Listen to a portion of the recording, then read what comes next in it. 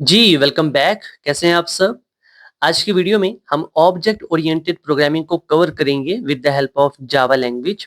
इस वीडियो में मैं यूज़ करूँगा जावा का लेटेस्ट वर्जन व्हिच इज़ जावा 25। अगर आप कोई ओल्ड वर्जन यूज़ कर रहे हो, कोई बात नहीं आप कर सकते हो बट मैं आपको हाईली रिकमेंड करता हूँ कि आप जावा 25 पे शिफ्ट हो जाओ। जो भी लेटेस्ट वर्जन चल रहा होता है किसी भी टेक्नोलॉजी का आप उसको यूज़ करना स्टार्ट कर दिया करो, ये बहुत अच्छा होता है। तो इस वीडियो में ऊप के जितने भी कॉन्सेप्ट हैं सारे के सारे हम कवर करेंगे और जो हमारा मेजर गोल होगा वो ये होगा कि हम प्रैक्टिकल पे ज़्यादा फोकस करें। बट क्योंकि ऑब्जेक्ट ओरिएंटेड प्रोग्रामिंग एक ऐसा टॉपिक है जो कि इंटरव्यू में पूछा जाता है, जो कि कॉलेज के एग्जाम्स में पूछा जाता है, तो इसके अंदर थोड़ी बहुत जो थ्योरी है उसको भी कवर करना पड़ता है। तो वो भी हम इस वीडियो में कवर करेंगे ताकि अगर आप इंटरव्यू की तैयारी कर रहे हो या फिर आपके कॉलेज के अंदर एग्जाम्स हैं उनकी तैयारी कर रहे हो तो आप वो भी कर सको। ठीक है? So this is going to be one of the most interesting video और इस वीडियो को देखने के बाद आपको किसी और वीडियो को देखने की जरूरत नहीं पड़ेगी अगर आप ऊप सीखना चाहते हो, क्योंकि इसके अंदर जितने भी आपके कॉन्सेप्ट हैं वो क्लियर हो जाएंगे। तो स्टार्ट करते हैं इस वीडियो को, लेकिन उससे पहले आपसे एक हम्बल सी रिक्वेस्ट है, अगर आप चैनल पे न्यू हो तो चैनल को सब्सक्राइब करो और वीडियो को लाइक करो। तो चलें शुरू करते हैं इस वीडियो को और सबसे पहले हम बात करते हैं what is object oriented programming और शॉर्ट फॉर्म में हम इसको कहते हैं ऊप। तो कहीं पर भी अगर आप सुन लेते हो ऊप, so it means object oriented programming. So, object oriented programming is a programming technique that uses object. This is very important. Object oriented programming के अंदर जो सबसे इंपॉर्टेंट पार्ट होता है वो होता है ऑब्जेक्ट। अगर आपको ये ऑब्जेक्ट की टर्म समझ में आ गई ना तो आप ऊप को मास्टर कर सकते हो बहुत आसानी से। ठीक है? अब ऑब्जेक्ट के अंदर ना दो चीजें होती हैं, एक तो ऑब्जेक्ट के होते हैं एट्रीब्यूट्स और दूसरा होता है मेथड्स। इसको मैं मजीद आसान अल्फाज में एक्सप्लेन करता हूँ, मेरे साथ रहिएगा। देखो पहले क्या होता था, ऑब्जेक्ट ओरिएंटेड प्रोग्रामिंग से पहले क्या होता था, डिफरेंट डाटा को स्टोर करने के लिए हमारे पास ना डिफरेंट डाटा टाइप्स होती थी। फॉर एग्जांपल यहाँ पर देखें, अगर आपके पास इंट है तो उसको स्टोर इंटीजर वैल्यूज को स्टोर करने के लिए आपके पास इंट होता था। आप लिखते थे इंट, देन वेरिएबल का नेम, देन असाइनमेंट ऑपरेटर और फिर आप क्या करते थे, कोई भी आपकी वैल्यू होती थी वो आप स्टोर कर देते थे किसी वेरिएबल में। उसके बाद अगर आपके पास पॉइंट में वैल्यूज होती थी, आप फ्लोट को या फिर डबल को यूज करते थे। इसी तरह से हमारे पास स्ट्रिंग भी होती थी। तो मतलब हर किस्म के डाटा के लिए ना हमारे पास एक डाटा टाइप होती थी जो कि उसको स्टोर करने में हमारी हेल्प करती थी। बट प्रॉब्लम कहाँ पे आई? प्रॉब्लम तब आई जब हमने क्या किया, हमने सोचा कि यार ये जो रियल वर्ल्ड की चीजें हैं ना इनको हम प्रोग्रामिंग के अंदर शामिल करते हैं। फॉर एग्जांपल रियल वर्ल्ड में एक ह्यूमन हो सकता है, कोई कार हो सकती है, कोई लैपटॉप हो सकता है, ये मोबाइल हो सकता है, समझ रहे हो? तो ये रियल वर्ल्ड की एंटिटीज हैं, रियल वर्ल्ड की चीजें हैं जिनको हम अपनी प्रोग्रामिंग के अंदर शामिल करना चाहते थे। बट प्रॉब्लम क्या थी, इनको स्टोर करने के लिए हमारे पास कोई डाटा टाइप नहीं थी। फॉर एग्जाम्पल अगर मैं एक कार की बात करूं तो कार को आप इंट के अंदर स्टोर नहीं कर सकते, कार को आप डबल के अंदर स्टोर नहीं कर सकते, ना ही स्ट्रिंग के अंदर, ना ही बूलियन के अंदर। तो मतलब अब आपके पास एक ऐसा डाटा था जिसको स्टोर करने के लिए आपके पास कोई डाटा टाइप नहीं थी। अब सुनने में कार एक लफ्ज है बट कार के अंदर बहुत सी चीजें हैं।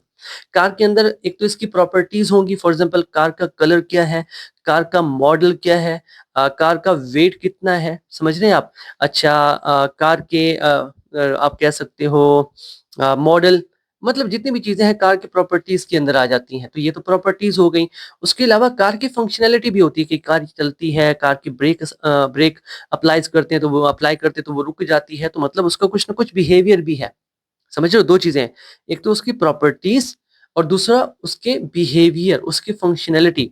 ये एक कार के अंदर बहुत सी चीजें हैं, तो उसको आप किसी डेटा टाइप में स्टोर नहीं कर सकते थे। तो यहाँ पर हमने एक नई टेक्नोलॉजी को इंट्रोड्यूस किया जो कि है ऑब्जेक्ट ओरिएंटेड प्रोग्रामिंग, जिसकी हेल्प से आप रियल वर्ल्ड की चीजों को अपनी प्रोग्रामिंग के अंदर यूज कर सकते हैं। अब थोड़ा और बात करते हैं इस ऑब्जेक्ट के बारे में। जैसा कि मैंने कहा कि अगर आपको ऑब्जेक्ट समझ में आ गया तो आपको ऑब्जेक्ट ओरिएंटेड प्रोग्रामिंग समझ में आ जाएगी। मान लो हमारे पास ना लैपटॉप है। अब लैपटॉप जो है वो भी रियल वर्ल्ड की एंटिटी है, समझ रहे हैं? तो इसके भी कुछ प्रॉपर्टीज होंगी। यहाँ पर देखो मैंने ऊपर लिखा हुआ है स्टेट प्रॉपर्टीज। प्रॉपर्टीज को आप स्टेट भी कह सकते हो, प्रॉपर्टीज को आप एट्रीब्यूट भी कह सकते हो। तो तीन नाम है, स्टेट, एट्रीब्यूट, प्रॉपर्टीज, तीनों इसी के नाम है, तो आपने परेशान नहीं होना।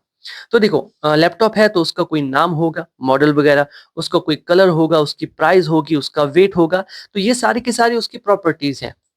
इसके अलावा अगर हम बिहेवियर की बात करें, मतलब उसकी फंक्शनैलिटी की बात करें, तो क्या होगा, उसको ऑन ऑफ किया जा सकता है, उसके अंदर एप्लीकेशन को लॉन्च किया जा सकता है, किसी एप्लीकेशन को क्लोज किया जा सकता है, उसके अंदर सॉफ्टवेयर्स को इंस्टॉल किया जाता है, सॉफ्टवेयर्स को अनइंस्टॉल किया जाता है। तो मतलब ये सारे के सारे उसके बिहेवियर्स हैं, उसकी फंक्शनैलिटीज हैं। इट मीन्स जो लैपटॉप है वो एक ऑब्जेक्ट है। ठीक है। इसी तरह से अगर हम बात करें पर्सन के बारे में, तो पर्सन के अंदर कौन कौन सी प्रॉपर्टीज हो सकती हैं, उसका नाम हो सकता है, उसकी एज हो सकती है, उसका कलर हो सकता है, उसका वेट हो सकता है, ये सारे की सारी उसकी प्रॉपर्टीज हैं। अगर हम बिहेवियर की बात करें, तो ह्यूमन कैन वॉक, वो चलते हैं, वो बात करते हैं, वो खाते हैं, वो सोचते हैं, वो सोते हैं, तो ये सारे के सारे उनकी फंक्शनैलिटीज हैं। इट मीन्स पर्सन जो है वो भी एक ऑब्जेक्ट है। इसी तरह से अगर हम स्टूडेंट की बात करें, तो स्टूडेंट भी एक ऑब्जेक्ट है। स्टूडेंट का रोल नंबर उसकी प्रॉपर्टी है, स्टूडेंट की एज उसकी प्रॉपर्टी है, स्टूडेंट का एड्रेस उसकी प्रॉपर्टी है। काफी सारी चीजें हैं जो कि उसकी प्रॉपर्टीज में आ जाती हैं। और उसका बिहेवियर क्या होता है कि वो असाइनमेंट करता है, वो एग्जाम्स देता है, वो होमवर्क करता है। तो ये उसकी फंक्शनलिटीज है। तो ऑब्जेक्ट क्या है, एक ऐसी चीज है जिसकी कुछ प्रॉपर्टीज होती हैं और जिसका कोई ना कोई बिहेवियर भी होता है, तो आप उसको कहते हो कि हाँ ये एक ऑब्जेक्ट है। एंड आई होप ये जो ऑब्जेक्ट का कॉन्सेप्ट है ना वो आपका क्लियर हो चुका है कि ऑब्जेक्ट क्या है। ऑब्जेक्ट कंटेन करते हैं दो चीजें, एक तो डाटा जिसको हम कहते हैं एट्रीब्यूट भी कह सकते हैं, प्रॉपर्टीज भी कह सकते हैं, स्टेट भी कह सकते हैं, और दूसरा होता है मेथड्स, उसका बिहेवियर। ठीक है, तो ये तो हो गया ऑब्जेक्ट के बारे में। ना ऑब्जेक्ट ओरिएंटेड प्रोग्रामिंग के ना कुछ कॉन्सेप्ट्स हैं, अगर आपको ये आ जाते हैं इट मींस आप मास्टर कर सकते हो ऑब्जेक्ट ओरिएंटेड प्रोग्रामिंग को। और इन सबको इसी वीडियो के अंदर हम कवर करेंगे, नो डाउट। सबसे पहले हमारे पास है क्लास, उसके बाद है ऑब्जेक्ट। क्लास और ऑब्जेक्ट को हम अभी पढ़ेंगे, ठीक है। फिर आएगा encapsulation, inheritance, polymorphism and data abstractions. These are the four pillars of object oriented programming. इन सबको हम कवर करेंगे। सो हैव पेशेंस, मैं चाहता हूं आप मेरे साथ रहें। At the end of this video आप कुछ ना कुछ सीख के जाओगे, ट्रस्ट मी। तो अब बात करते हैं ऑब्जेक्ट के बारे में। वैसे तो हम काफी बात कर चुके हैं ऑब्जेक्ट के बारे में, बट यहाँ पर छोटी सी डेफिनेशन है, मैं चाहता हूँ इसको भी हम कवर कर लें। So, an object is a basic unit of object-oriented programming that represents real life entities. जैसा कि मैंने कहा कि रियल वर्ल्ड की चीजों को हम ऑब्जेक्ट कहते हैं। तो ऑब्जेक्ट की कोई ना कोई स्टेट होती है, मैंने कहा स्टेट भी कह सकते हैं इसको, प्रॉपर्टीज भी कह सकते हैं इसको, एट्रीब्यूट भी कह सकते हैं। उसका कोई ना कोई बिहेवियर भी होता है, बिहेवियर को आप फंक्शनलिटी भी कह सकते हो, उसको आप मेथड भी कह सकते हो। और आइडेंटिटी, ये तीसरी चीज आ चुकी है। जैसे आपको याद होगा हम वेरिएबल्स बनाते थे ना सिंपल प्रोग्रामिंग में, तो हर वेरिएबल का नाम जो है वो यूनिक होता था। इसी तरह से जब हम नाम रखेंगे अपने ऑब्जेक्ट्स के, तो उनके भी नाम यूनिक होने चाहिए ताकि हम उनको इजीली आइडेंटिफाई कर सकें। सिंपल, इससे ज्यादा कुछ नहीं है। अब बात करते हैं क्लास के बारे में। तो देखो, क्लास पहले मैं सिंपल आपको बता देता हूँ क्लास क्या होता है। अभी मैंने आपसे कहा कि हमारे पास ना एक ऐसा डाटा है, एक मतलब ऑब्जेक्ट है जिसको स्टोर करने के लिए हमारे पास डाटा टाइप नहीं है। इन फ्लोट इनमें तो स्टोर कर ही नहीं सकते। तो हमने यूजर डिफाइंड डाटा टाइप को इंट्रोड्यूस किया कि यूजर जो है वो अपनी डाटा टाइप जो है वो बना सकता है। तो क्लास हेल्प करती है हमें। फॉर एग्जांपल अगर मैं स्टूडेंट का ऑब्जेक्ट बनाना चाहता हूँ ना, तो मुझे पहले स्टूडेंट की क्लास बनानी पड़ेगी। अगर मैं पर्सन का ऑब्जेक्ट बनाना चाहता हूँ तो मुझे पहले पर्सन की क्लास बनानी पड़ेगी। अगर मैं लैपटॉप का ऑब्जेक्ट बनाना चाहता हूँ तो मुझे पहले लैपटॉप की क्लास बनानी पड़ेगी। क्लास ही हमें ऑब्जेक्ट देती है। तो आप कह सकते हो कि यार क्लास ने एक फैक्ट्री है जिसमें से आप ऑब्जेक्ट एक एक करके ले सकते हो, बना सकते हो इजीली। तो ये कॉन्सेप्ट है क्लास का। और इसकी डेफिनेशन को भी देख लेते हैं। In object oriented programming a class is a blueprint. Blueprint होता है जहां से आप इंडिविजुअल ऑब्जेक्ट्स जो है वो ले सकते हो, क्रिएट कर सकते हो। अब क्लास के अंदर भी कुछ चीजें होती हैं, मॉडिफायर होते हैं। वैसे तो यहाँ पर सिर्फ मैंने लिखा हुआ है मॉडिफायर्स, आगे जाके इसी वीडियो में मॉडिफायर्स को हम बहुत अच्छे से एक्सप्लेन करेंगे क्योंकि ये बहुत इंपॉर्टेंट टॉपिक है। क्लास का नेम होता है हमारे पास, और क्लास का नेम जो है वो स्टार्ट होना चाहिए कैपिटल लेटर से। ये इंपॉर्टेंट है, ठीक है, याद रखना, कैपिटल लेटर से। और फिर क्लास की बॉडी होती है। जैसे हमारा फंक्शन का नेम होता है और फंक्शन की बॉडी होती है, वैसे ही क्लास का एक नेम भी होता है, क्लास की एक बॉडी होती है, और एक मॉडिफायर होता है जिसके बारे में आगे जाके हम बात करेंगे। अभी हमें इसके बारे में बात करने की जरूरत नहीं है, और इनकैप्सुलेशन को भी देर है, ठीक है। तो एक काम करते हैं, अपने कोड में आते हैं। ये रहा हमारा कोड। अब जब भी हम कोड बनाते हैं ना, ठीक है, मैं इसको आई थिंक थोड़ा जूम कर लेता हूँ ताकि आपको क्लियर नजर आए, या फिर इतना भी आ जाएगा। तो यहाँ पर देखो, यहाँ पर भी हमारे पास एक क्लास बनी हुई है। आपने काफी बार कोडिंग की होगी, देखा होगा कि यार हमारे पास एक क्लास है, लेकिन पहले आपको पता नहीं होगा। ठीक है, तो हाँ, अभी आपको पता चल जाएगा क्योंकि हम सीख रहे हैं ऑब्जेक्ट ओरिएंटेड प्रोग्रामिंग। तो ये हमारी मेन क्लास है, और देखो इसका जो पहला लेटर है वो कैपिटल है, मेन क्लास। और ये उसकी बॉडी, ठीक है, ये इसकी बॉडी है। अभी हम क्या करेंगे, हम अपनी क्लासेस बनाएंगे, सॉरी, अभी हम क्या करेंगे, हम अपनी क्लासेस बनाएंगे। तो यहाँ पर ना, यहाँ पर आके मैं एक क्लास बना लेता हूँ। फॉर एग्जाम्पल मैं कह देता हूँ, पब्लिक नहीं कहूंगा अभी, अभी सिर्फ मैं क्लास का नाम लिख दूंगा। पब्लिक क्या है बेसिकली, यहाँ पर देखिए मेंशन है ना पब्लिक, तो ये मॉडिफायर है। जैसा कि मैंने कहा, मॉडिफायर के बारे में हम डिटेल से बात करेंगे, पर अभी नहीं, ठीक है, अभी इसमें वक्त है, इसी वीडियो में करेंगे। तो यहाँ पर मैं एक क्लास बनाता हूँ और क्लास का नाम मैं सेट कर देता हूँ पर्सन, ठीक है, और ये इसकी बॉडी। क्या ये ठीक है? We are getting some error over here. So अगर मैं होवर करूं तो implicitly declare class are not supported at language level 24, invalid method declaration return type required। तो मतलब वो कह रहे हैं कुछ ना कुछ रिटर्न टाइप तो देनी पड़ेगी। अभी यहाँ पर अगर आप आए तो मोर एक्शन का ऑप्शन है आपके पास, और यहाँ पर नहीं, इनमें मत पढ़ो, ठीक है। तो यहाँ पर आके ना मैं लिख देता हूँ क्लास, दिस इज, समझ रहे हो? याद है जब हम वेरिएबल क्रिएट करते थे तो हम क्या करते थे, इंट डेटा टाइप लिखते थे, फिर वेरिएबल का नाम आता था। यहाँ पर क्लास हमने लिख दी कि ये हमारी डेटा टाइप है, और फिर क्लास का नाम। अब कोई एरर शो नहीं हो रहा, तो क्लास और फिर क्लास का नाम। अब इसके अंदर ना हम एट्रीब्यूट सेट कर सकते हैं। फॉर एग्जाम्पल पर्सन है ना, तो उसका एक एट्रीब्यूट होगा जो कि होगा नेम, ये उसका एक एट्रीब्यूट है, ठीक है। इसी तरह से एज, ये उसका एक एट्रीब्यूट है। अच्छा, इसी तरह से अगर हम बात करें, एक और कर लेते हैं स्ट्रिंग, और मैं कह देता हूँ कलर, के उसका कलर क्या है, ये भी उसका एक एट्रीब्यूट है, ठीक है। 3 एट्रीब्यूट्स हमने बना लिए एक क्लास के अंदर, ठीक है।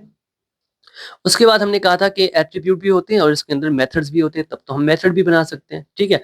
फॉर एग्जाम्पल पर्सन जो है वो चल सकता है, वॉक कर सकता है, तो यहाँ पर मैं सेट कर देता हूँ पब्लिक, ठीक है, और मैं कह देता हूँ वॉक। अभी मैं कोई रिटर्न टाइप नहीं लगा रहा, समझाऊंगा थोड़ी देर में। वॉक, और ये मैंने एक मेथड क्रिएट कर दिया।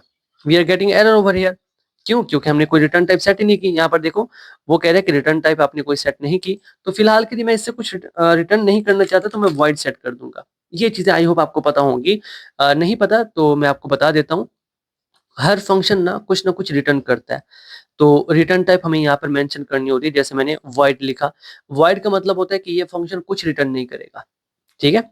अब इसके अंदर ना मैं एक स्टेटमेंट लिख देता हूँ, system dot out dot print ln, और मैं लिख देता हूँ आई एम वॉकिंग, ठीक है। ये मैंने मेथड बना दिया। अब देखो हमारी एक क्लास है जिसका नाम है पर्सन, ठीक है, and just give me a second. Okay, हमारी एक क्लास है जिसका नाम है पर्सन। इसके अंदर 3 एट्रीब्यूट्स हैं, उसका नाम है, उसकी एज है, उसका कलर है, और एक इसके अंदर है उसका बिहेवियर, उसका मेथड। अब ये तो हमारी क्लास है। अब यहाँ पर क्वेश्चन आता है, ठीक है हमने क्लास बना लिया, अब ऑब्जेक्ट कैसे क्रिएट करेंगे, ठीक है। तो ऑब्जेक्ट क्रिएट करना बहुत ही सिंपल है। मैं आऊंगा अपनी मेन क्लास में, और यहाँ पर क्या लिखेंगे, सबसे पहले क्लास का नाम। सो पर्सन, ये क्लास का नाम आ गया, और फिर हमने क्या करना है, अपने ऑब्जेक्ट का नाम सेट करना है, जो भी आप सेट करना चाहते हो। फॉर एग्जाम्पल मैं इसका नाम सेट कर देता हूँ पर्सन 1, आप कुछ भी सेट कर सकते हो। उसके बाद हम करते हैं न्यू पर्सन, और इस तरह से हमारा जो ऑब्जेक्ट है वो क्रिएट हो चुका है जिसका नाम है पर्सन 1। सिंपल। तो मतलब मुझे अगर ऑब्जेक्ट चाहिए पर्सन का, तो मुझे पर्सन की क्लास चाहिए, बेसिकली वही तो मुझे बना कर दे दी है। अब यहाँ पर ना एक इंपॉर्टेंट चीज आ सकती है जो कि मैं आपको बता दूं, कि अभी मैंने क्लास क्रिएट की ना, तो क्या क्लास मेमोरी में स्पेस लेती है? सोचने की बात है ना, हमने एक क्लास क्रिएट की है, तो क्या क्लास मेमोरी में स्पेस कंज्यूम कर रही है? No, the answer is no. Class memory में कोई जगह नहीं लेती। जब आप ऑब्जेक्ट क्रिएट करते हो ना, तो ऑब्जेक्ट मेमोरी में स्पेस लेता है, ठीक है। इन चीजों को मैं कोशिश करूंगा कि हम एक्सप्लेन करें थोड़ा और डिटेल से। तो अभी फिलहाल के लिए आपने अपने माइंड में रखना है दैट क्लास जो है वो मेमोरी में कोई स्पेस नहीं ले रही, लेकिन जब आप ऑब्जेक्ट क्रिएट करते हो उस क्लास का, तो मेमोरी में जगह होती है।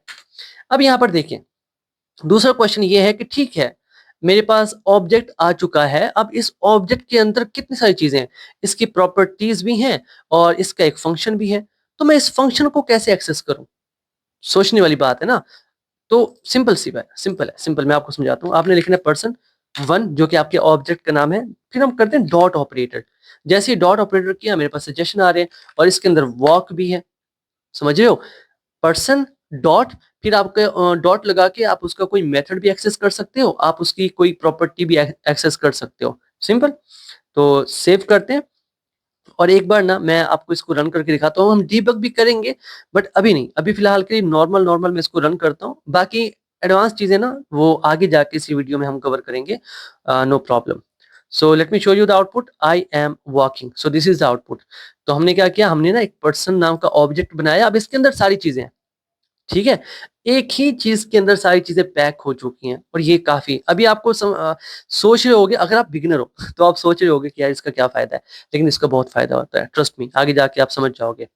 अभी आपने देखा कि यहाँ पर मैंने तीन इसके एट्रीब्यूट्स बनाए, बट मैंने इनको कोई वैल्यू असाइन नहीं की, मैंने इनको इनिशियलाइज नहीं किया। तो हम इनको इनिशियलाइज भी कर सकते हैं। फॉर एग्जांपल, सबसे पहले तो मुझे पर्सन को सिलेक्ट करना पड़ेगा, मेरा जो ऑब्जेक्ट है, देन डॉट का यूज करूंगा, और देन फॉर एग्जांपल नेम, हमने एन एम ई सेट किया था, देख लेते हैं। हाँ देखा, एन ए लगा देते हैं वेरिएबल का नाम, एन एम ई नेम, ठीक है। So name. तो यहाँ पर अब मैं क्या कर सकता हूँ, मैं इसकी वैल्यू भी सेट कर सकता हूँ कुछ इस तरह से। मैं इसको वैल्यू दे देता हूँ, फॉर एग्जांपल LATIF, लतीफ, कुछ इस तरह से। क्लियर? तो ये मैंने इनिशियलाइज कर दिया। क्लियर? आई होप आप ये बातें समझ रहे होंगे। इसी तरह से अगर मैं एज को इनिशियलाइज करना चाहता हूँ तो मुझे ऑब्जेक्ट चाहिए, देन डॉट ऑपरेटर, और फिर एज को मैं कोई भी वैल्यू दे सकता हूँ, फॉर एग्जांपल 25। तो इस तरह से आपने कौन कौन सी चीजें सीखी वो मैं यहाँ पर एक्सप्लेन कर दूं फिर से। आपने अभी अभी सीखा that how to create a class. आपने अभी अभी सीखा कि क्लास के अंदर एट्रीब्यूट्स आपने किस तरह से बनाने होते हैं, ये रहे एट्रीब्यूट्स। आपने अभी अभी सीखा क्लास के अंदर मेथड्स किस तरह से बनते हैं, ये रहे मेथड्स। आपने अभी अभी सीखा कि ऑब्जेक्ट किस तरह से क्रिएट होता है, ये है ऑब्जेक्ट। आपने अभी अभी सीखा कि ऑब्जेक्ट के अंदर जो प्रॉपर्टीज है उनको किस तरह से एक्सेस करना है, इस तरह से एक्सेस करना है। आपने अभी अभी सीखा कि ऑब्जेक्ट के अंदर जो उसका बिहेवियर है उसको किस तरह से एक्सेस करना है, तो इस तरह से एक्सेस करना है। आपने सीखा कि क्लास के जब क्रिएट करते हैं तो क्या वो मेमोरी में कोई स्पेस लेती है, वो नहीं लेती। ऑब्जेक्ट जो है वो मेमोरी में स्पेस लेता है। ओके, ये चीजें आई होप आप समझ चुके होंगे। अगर आप नोट डाउन कर रहे हैं तो बहुत अच्छी बात है, ये चीजें आपकी बहुत काम आएंगी। ठीक है, हमने काफी सारी चीजें सीख ली, मैंने यहाँ पर नोट डाउन किया था कि ये चीजें मैंने पढ़ानी है, तो वो मैं आपको पढ़ाता जा रहा हूँ, और हमने काफी कुछ सीख लिया। अभी यहाँ पर ना आप एक और टर्म भी सीखोगे, वो मैं आप यहाँ पर एक्सप्लेन कर लूँ। आप सुनोगे instance, create the instance of a class. तो इंस्टेंस का मतलब क्या होता है, ऑब्जेक्ट। ठीक है, so just give me a second, थोड़ी देर में हम स्टार्ट करते हैं इस वीडियो को यहीं से। ओके, तो स्टार्ट करते हैं फिर से। तो हम बात कर रहे थे कि आप इंस्टेंस भी कह सकते हो ऑब्जेक्ट को। तो कभी भी आपके सामने कोई नाम ले ले कि यार इंस्टेंस क्रिएट करो, इंस्टेंस क्रिएट करो, इट मींस वो आपसे कह रहा है कि ऑब्जेक्ट क्रिएट करो। ठीक है, कंफ्यूज नहीं होना। अब यहाँ पर कुछ और चीजें भी देख लेते हैं। फॉर एग्जाम्पल, मैं ना यहाँ पर देखना चाहता हूँ कि ये जो मैंने पर्सन बनाया है, क्या इसके अंदर कोई डिफॉल्ट वैल्यू भी है इस ऑब्जेक्ट की। देखो, अगर हम बात करें ना, लेट मी शो यू। ये जो मैंने यहाँ पर स्ट्रिंग नेम वेरिएबल बनाया, मैंने इसे इनिशियलाइज नहीं किया, कोई वैल्यू सेट नहीं की। मैंने इंट एज वेरिएबल बनाया, इसको भी मैंने इनिशियलाइज नहीं किया। मैंने यहाँ पर कलर बनाया, इसको भी इनिशियलाइज नहीं किया। बट डिफॉल्ट वैल्यू तो कोई ना कोई होती है जावा लैंग्वेज के अंदर, समझ रहे हैं? तो पर्सन जो है इसकी भी तो डिफॉल्ट वैल्यू कोई ना कोई होगी, क्योंकि ये एक ऑब्जेक्ट है। पहले ना मैं आपको दिखाता हूँ कि ये जो हमारा नेम वेरिएबल है इसकी डिफॉल्ट वैल्यू क्या है। तो मैं एक काम करता हूँ, system dot out dot print L N का यूज करते हैं, person1 डॉट नेम। तो मैं देखना चाहता हूँ इसकी डिफॉल्ट वैल्यू क्या है इस नेम की। तो यहाँ से रन करते हैं इसको और देखते हैं कि इसकी डिफॉल्ट वैल्यू क्या है। नल होनी चाहिए, देख लेते हैं। Just wait. ओके, यहाँ पर देखिए हमारे पास क्या आ रहा है, नल शो है। तो ये इसकी डिफॉल्ट वैल्यू है अगर आप उसे इनिशियलाइज नहीं करते। इसी तरह से अगर हम एज की डिफॉल्ट वैल्यू देखें तो वो 0 होनी चाहिए, क्योंकि इंट है। दोबारा से रन करते हैं। ये चीजें बहुत इंपॉर्टेंट है, ठीक है। तो यहाँ पर देखिए 0 शो हो रहा है। तो मतलब अगर हमारे पास ये जो प्रिमिटिव डेटा टाइप्स हैं, इंट, फ्लोट, डबल, इनकी अगर कोई ना कोई डिफॉल्ट वैल्यू है, तो ये जो पर्सन है विच इज एन ऑब्जेक्ट, इसकी भी तो डिफॉल्ट वैल्यू होगी कोई ना कोई। तो चेक करते हैं। बाज़ वक़्त इंटरव्यू में पूछ लिया जाता है कि जो ऑब्जेक्ट आप क्रिएट करते हो उसकी डिफॉल्ट वैल्यू क्या होती है। ठीक है, तो देख लेते हैं इसकी डिफॉल्ट वैल्यू क्या है। सो यहाँ पर देखो पर्सन, और फिर साथ में हमें कुछ शो हो रहा है। अब बेसिकली ये क्या है, ये इसको समझना बहुत इंपॉर्टेंट है। वापस आते हैं यहाँ पर।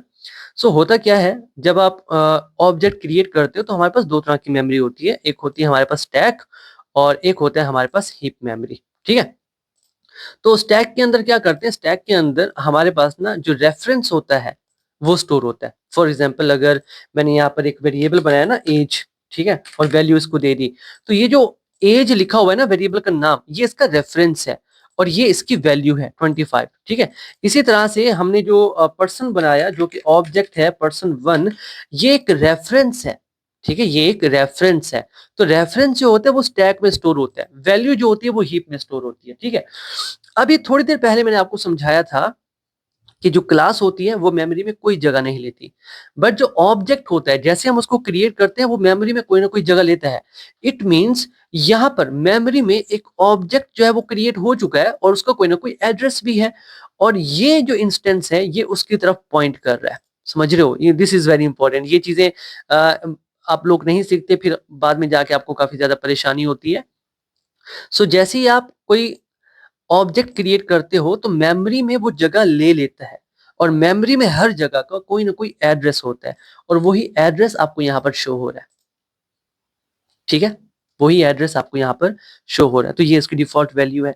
अगर आपसे कोई पूछ ले कि आपने एक पर्सन आपने कोई ऑब्जेक्ट बनाया और उसकी डिफॉल्ट वैल्यू क्या होगी, तो आप कह दोगे कि हीप मेमोरी में जहाँ पर वो क्रिएट हुआ होगा उसका जो एड्रेस है वही उसकी डिफॉल्ट वैल्यू होगी। मैं कोशिश करूंगा कि इसके बारे में मजीद हम डिटेल से बात करें, ठीक है। इस क्रैश कोर्स में बेसिकली एक क्रैश कोर्स है, और मैं कोशिश कर रहा हूँ जितना ज्यादा हम इसको एक्सप्लेन कर सकें इसको एक्सप्लेन करते जाएं। तो ये तो कवर हो गया, ठीक है। हाँ यार, डिफॉल्ट वैल्यू भी कुछ ना कुछ होती है जो भी आप ऑब्जेक्ट क्रिएट करते हो, ठीक है। अभी हमने सीखा कि वेरिएबल्स को इनिशियलाइज कर सकते हैं। अभी मैंने आपको तरीका बताया कि आप ऑब्जेक्ट को सिलेक्ट करोगे, डॉट ऑपरेटर का यूज करोगे, वेरिएबल को सिलेक्ट करोगे और उसको इनिशियलाइज कर दोगे कुछ इस तरह से, ठीक है। आप इस तरह से भी इनिशियलाइज कर सकते हैं, बट हम नहीं करते इस तरह से इनिशियलाइज। किया जा सकता है, किया जा सकता है, बट जब हम प्रोजेक्ट क्रिएट कर रहे होते हैं उसके अंदर हम ऐसे इनिशियलाइज नहीं करते। हमारे पास एक और तरीका भी होता है इसको इनिशियलाइज करने का, क्योंकि इसके अंदर झंझट है। क्या झंझट है मैं आपको समझाता हूँ। मेरे पास ना 3 प्रॉपर्टीज हैं, ठीक है। तीनों को अगर मुझे इनिशियलाइज करना है मुझे बार बार यही स्टेटमेंट लिखनी पड़ेगी। डॉट नेम इसको इनिशियलाइज करूंगा, फिर डॉट कलर उसको इनिशियलाइज करूंगा। मान लो अगर मेरे पास 10-15 या उससे ज्यादा प्रॉपर्टीज हैं, क्या हम सबको ऐसे इनिशियलाइज करेंगे एक एक करके? Obviously not. प्रोग्रामिंग हम क्यों करते हैं? ताकि टाइम बच सके, ठीक है। तो हमारे पास यहाँ पर कॉन्सेप्ट आता है कंस्ट्रक्टर का। कंस्ट्रक्टर क्या होते हैं बेसिकली, मैंने इनके लिए नोट्स के अंदर मैंने कुछ नहीं लिखा कंस्ट्रक्टर्स के लिए। लेट मी चेक, हाँ डायरेक्ट इनकैप्सुलेशन पे आ गए। कंस्ट्रक्टर बहुत ही सिंपल सा कॉन्सेप्ट है। कंस्ट्रक्टर क्या होते हैं? फंक्शन होते हैं। जैसे ये आपको फंक्शन नजर आ रहा है ना, कंस्ट्रक्टर भी एक फंक्शन है, लेकिन उसके अंदर कुछ चीजें हैं जो इंपॉर्टेंट होती हैं। अभी ये आपको नजर आ रहा है कि फंक्शन की रिटर्न टाइप है। याद है जब मैंने ये फंक्शन क्रिएट किया था मैंने रिटर्न टाइप नहीं लिखी थी, मुझे एरर शो हुआ था, ठीक है। बट जो कंस्ट्रक्टर होता है वो फंक्शन ही है, बट उसकी कोई रिटर्न टाइप नहीं होती, ठीक है। ये पहला मैं चाहूंगा आप नोट डाउन कर लो। कंस्ट्रक्टर की कोई रिटर्न टाइप नहीं होती, ये पहला रूल है। सेकंड रूल है कंस्ट्रक्टर का नाम वही होगा जो आपकी क्लास का नाम होगा, कुछ इस तरह से। ये ले, ये एक कंस्ट्रक्टर क्रिएट कर लिया हमने, just give me a second. कुछ इस तरह से ये हमारा कंस्ट्रक्टर क्रिएट हो गया। अब देखो इसकी कोई रिटर्न टाइप भी नहीं है और इसका नाम वही है जो कि क्लास का नाम है। ये दो चीजें हैं कंस्ट्रक्टर के बारे में जो कि आपको पता होना चाहिए। पहली, कंस्ट्रक्टर की कोई रिटर्न टाइप नहीं होती। सेकंड, कंस्ट्रक्टर का नाम वही होता है जो कि क्लास का नाम होता है। अब अगर मैं इसके अंदर कोई वैल्यू सेट नहीं करता ना तो ये डिफॉल्ट कंस्ट्रक्टर है। और मैं आपको बताता हूँ, यहाँ पर जब हमने एक यहाँ पर ऑब्जेक्ट बनाया था तो यहाँ पर देखो हमने एक कंस्ट्रक्टर को कॉल की थी। फंक्शन को हम ऐसे ही तो ऐसे ही कॉल करते हैं ना। मैं आपको दिखाता हूँ, पर्सन 1। अब इसके अंदर एक फंक्शन था वर्क का, उसको हम कैसे कॉल कर रहे हैं जरा गौर से देखो। फंक्शन का नाम लिख रहे हैं और साथ में पैरेंथेसिस। यहाँ पर भी तो वही है, फंक्शन का नाम है और साथ में पैरेंथेसिस। अब आप क्वेश्चन कर सकते हो कि ठीक है ये कंस्ट्रक्टर तो हमने अभी अभी बनाया है ना, पहले तो बनाया नहीं था, तो हम कैसे यूज कर पा रहे थे? तो जावा क्या करता है, अगर आप अपना कंस्ट्रक्टर नहीं बनाते तो जावा आपके लिए एक बना देता है, ठीक है।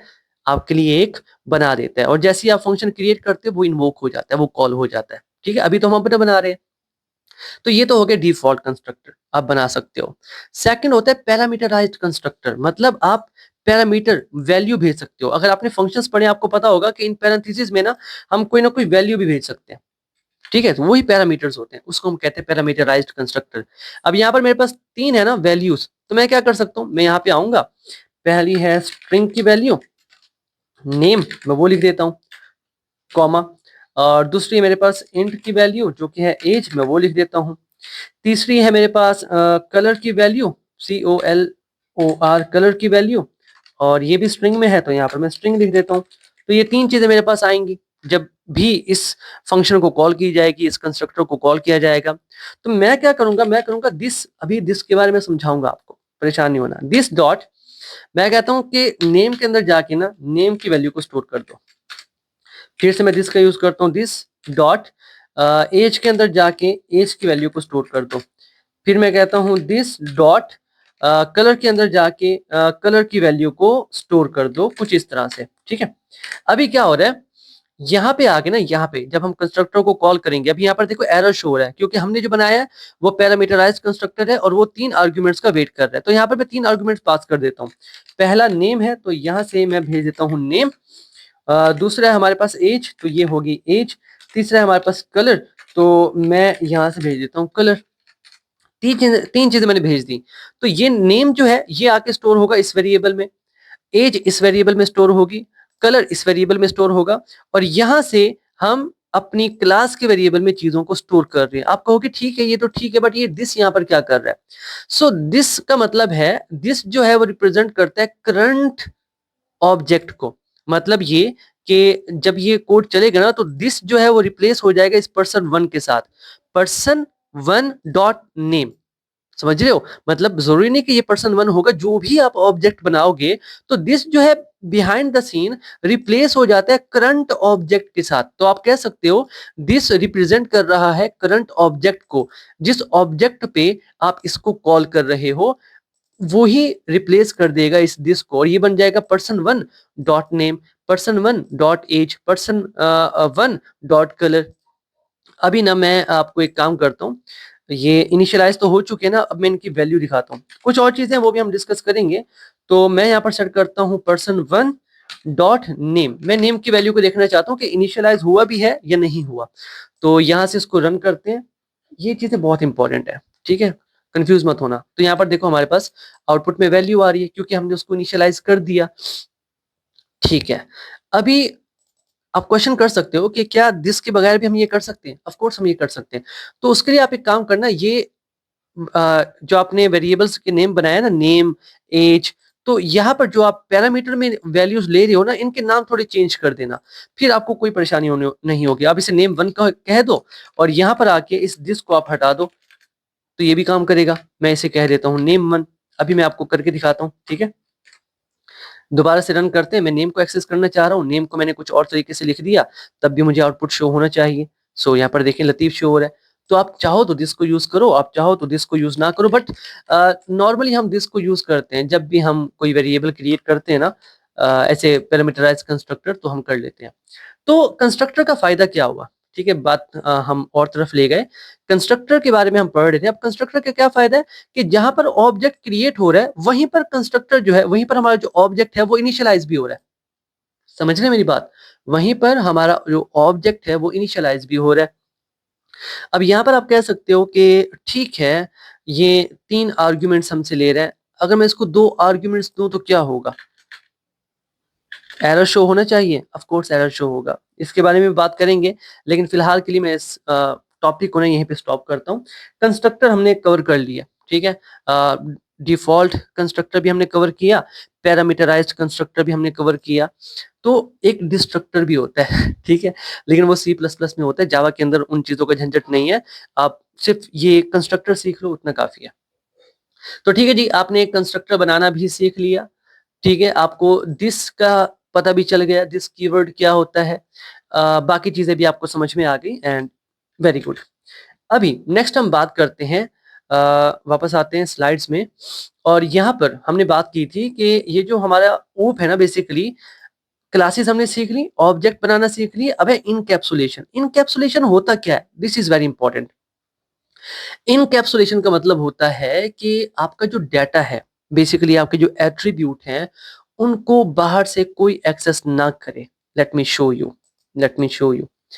यहाँ पर देखो, अभी मैं क्या कर पा रहा हूँ, अभी मैं इस कंस्ट्रक्टर को ना यहाँ से हटा देता हूँ, ठीक है। मैंने इसको यहाँ से हटा दिया, मैंने यहाँ से भी इन वैल्यूज को रिमूव कर दिया। मेरे पास ऑब्जेक्ट है, मैं क्या कर सकता हूँ, मैं पर्सन डॉट नेम करके इसको इनिशियलाइज कर सकता हूँ और इसमें कोई ना कोई वैल्यू स्टोर कर सकता हूँ कुछ इस तरह से, और कोई एरर शो नहीं हो रहा। बट हम चाहते हैं कि ये जो एट्रीब्यूट्स हमने बनाए हैं ना, इस क्लास के अंदर ही कोई इनको इनिशियलाइज कर सके, क्लास के बाहर से कोई भी इनको इनिशियलाइज ना कर सके। उसके लिए हम क्या करते हैं, मॉडिफायर का यूज करते हैं। मॉडिफायर के बारे में बात करेंगे, उन्हीं में से एक है प्राइवेट। तो मैंने क्या किया, अब इसको प्राइवेट बना दिया, इसको भी मैं क्या कर दूंगा, प्राइवेट बना दूंगा, और इसको भी मैं क्या कर दूंगा, प्राइवेट बना दूंगा। अब क्या हुआ, आपको एरर शो हो रहा है यहाँ पे, जरा नीचे देखो, यहाँ पर एरर शो हुआ ना कि भाई ये प्राइवेट है, आप इसको एक्सेस नहीं कर सकते। अब क्या हुआ, हमने क्या किया कि अपने एट्रीब्यूट्स को छुपा लिया। हमने कहा कि नहीं, अगर आपने इनको एक्सेस करना है तो क्लास के अंदर से एक्सेस होंगे, क्लास के बाहर से आप एक्सेस नहीं कर सकते इनको। अब क्वेश्चन ये है कि अगर एक्सेस नहीं कर सकते क्लास के बाहर से, तो इनिशियलाइज कैसे करेंगे इनको। तो यहाँ पर हमारे पास आते हैं गेटर्स एंड सेटर्स। तो इंटेलिजे के अंदर एक सिंपल सा शॉर्टकट है, राइट क्लिक करो, जनरेट पे आओ, यहाँ पर देखो गेटर्स एंड सेटर्स हैं, या फिर मैं यहाँ पे आ जाता हूँ और इनको मैं सिलेक्ट कर लेता हूँ, ओके करता हूँ। तो यहाँ पर देखें, मेरे पास गेट भी आ चुका है और मेरे पास सेट भी आ चुका है, ठीक है। अब ये क्या है गेटर्स एंड सेटर्स, तो आप इस तरह से कह सकते हो, अगर मैं स्लाइड्स में वापस आऊं और मैं आपको इसको समझाने की कोशिश करूं, तो आप कह सकते हो कि ठीक है, ये हमारी ना एक क्लास है, ठीक है, और हमने कह रखा है कि क्लास के अंदर हमारी कुछ चीजें रखी हुई हैं, बट उन चीजों को, लेट मी ड्रॉ दिस, ये क्लास के अंदर कुछ चीजें रखी हुई हैं हमारी, और इन चीजों को बाहर वाला कोई भी बंदा जो है वो एक्सेस नहीं कर सकता। तो अब यहाँ पर क्या होता है, हम ना यहाँ पर कुछ गेट कीपर्स बना देते हैं। एक ये बना दिया मैंने, और एक मैंने ये बना दिया, ठीक है। और मैं क्या करता हूँ, इनके नाम सेट कर देता हूँ। मैं कहता हूँ कि ये है हमारा सेटर, ठीक है, ये सेट करेगा, और ये नीचे वाला जो है हमारा ये गेट कीपर, ये हमारा गेटर, ये गेट करेगा। तो अब अगर इस क्लास के अंदर रखी हुई चीजों को आप एक्सेस करना चाहते हो, तो आप क्या कहोगे, मतलब अगर आप वैल्यू सेट करना चाहते हो, इनिशियलाइज करना चाहते हो, तो आप सेटर के पास आओगे, आप कहोगे ये मेरी वैल्यू है, ये उस वेरिएबल में जाके स्टोर कर दो। इसी तरह से अगर आप किसी वेरिएबल को एक्सेस करना चाहते हो, तो आप गेटर के पास आओगे, कहोगे ये वेरिएबल है, इसकी वैल्यू मुझे ला कर दो। बहुत ही सिंपल है, मैं आपको प्रैक्टिकली करके दिखाता हूँ। तो उसी तरह से यहाँ पर देखो, हमारे पास सेटर भी है और हमारे पास गेटर्स भी हैं, सबके लिए आ चुके हैं। अब यहाँ पर आके ना मैं इस तरह से नहीं करूंगा, ठीक है, मैं यहाँ पर आके डॉट करूंगा और मैं कहूंगा सेट, क्योंकि अभी मैं वैल्यू सेट करना चाहता हूँ, तो सेट नेम, ठीक है, और इसके अंदर मैं वैल्यू पास कर दूंगा LATIF, लतीफ। तो सेटर जो था वो गेट कीपर था, और मैंने इसको यूज किया, यहाँ पर देखिए सेट नेम, इसको मैंने यूज किया। मैंने इसको ना एक वैल्यू दी, ये वाली, ये मैंने वैल्यू दी, और मैंने कहा कि आप जाओ इस वैल्यू को इस नेम वेरिएबल के अंदर जाके स्टोर कर दो। अब मैं डायरेक्ट नहीं जा रहा, एक गेट कीपर है जो मुझसे वैल्यू ले रहा है और आगे जाके स्टोर कर रहा है, मैं नहीं जा रहा। अब मुझे इस वैल्यू को एक्सेस भी करना है ना, समझिएगा बात को। अगर मैं यहाँ पे system dot out dot print ln करूं, मैं इसको सिलेक्ट करूं, डॉट नेम करूं, तो मैं एक्सेस नहीं कर पाऊंगा, एरर शो हो रहा है। अब मुझे क्या करना पड़ेगा, मुझे गेटर के पास जाना पड़ेगा कि मुझे वैल्यू दो, तो मैं गेट नेम करूंगा, ठीक है, और मैं कहूंगा मुझे वैल्यू दे दो।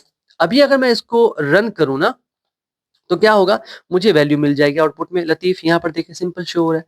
तो मतलब ये कि हमने क्या किया, हमने सबसे पहले अपने एट्रीब्यूट्स को प्राइवेट कर दिया, और फिर हमने कहा कि क्लास के बाहर से कोई इनको एक्सेस नहीं कर पाएगा, ना ही कोई इनमें वैल्यू सेट कर पाएगा, ना ही इनकी वैल्यू को गेट कर पाएगा। फिर हमने कहा कि चलो ठीक है, क्लास के अंदर से कर लेते हैं। तो क्लास के अंदर हमने सेटर्स भी बना दिए वैल्यूज को सेट करने के लिए, गेटर्स भी बना दिए वैल्यू को गेट करने के लिए, और फिर हम क्लास के बाहर से उनको एक्सेस कर सकते हैं। यही है इनकैप्सुलेशन। जब आप अपने एट्रीब्यूट्स को प्राइवेट कर देते हो, फिर गेटर्स और सेटर्स का यूज करते हो, this is known as encapsulation. Simple सा फंडा है, सिंपल सा कॉन्सेप्ट है, आई होप आप समझ चुके होंगे। इनकैप्सुलेशन बेसिकली होता क्या है, जब आप अपने एट्रीब्यूट्स को, अपने क्लास के वेरिएबल्स को छुपा देते हो, प्राइवेट कर देते हो, और एक रास्ता बना देते हो कि अगर वैल्यू सेट करनी है तो सेटर के थ्रू आना पड़ेगा, वैल्यू गेट करनी पड़नी है, गेट करनी है आपको, तो आपको गेटर के थ्रू आना पड़ेगा, सिंपल, ठीक है। This is called encapsulation. अगर इसकी डेफिनेशन को देखें ना, तो उससे ज्यादा कुछ समझ आने वाला है नहीं, फिर भी पढ़ लेते हैं। So encapsulation in Java is a mechanism of wrapping the data, मतलब जो आपका वेरिएबल्स हैं, and code acting on the data, मतलब जो कोड उस डाटा पे काम कर रहा है, टुगेदर, एक तो एक ही क्लास में आ जाते हैं, एज अ सिंगल यूनिट। अभी हमने देखा एक क्लास के अंदर दोनों चीजें हैं, in encapsulation the variables of a class will be hidden, हमने उनको छुपा दिया फ्रॉम अदर क्लासेस, बाकी क्लासेस वाले उसको एक्सेस नहीं कर सकते, and can be accessed only through the methods of their current class, मतलब उसी क्लास के मेथड के थ्रू आप उसको एक्सेस कर सकते हो, सेटर्स और गेटर्स। मजीद इसके बारे में बात नहीं करेंगे वरना आप कंफ्यूज होना शुरू हो जाओगे।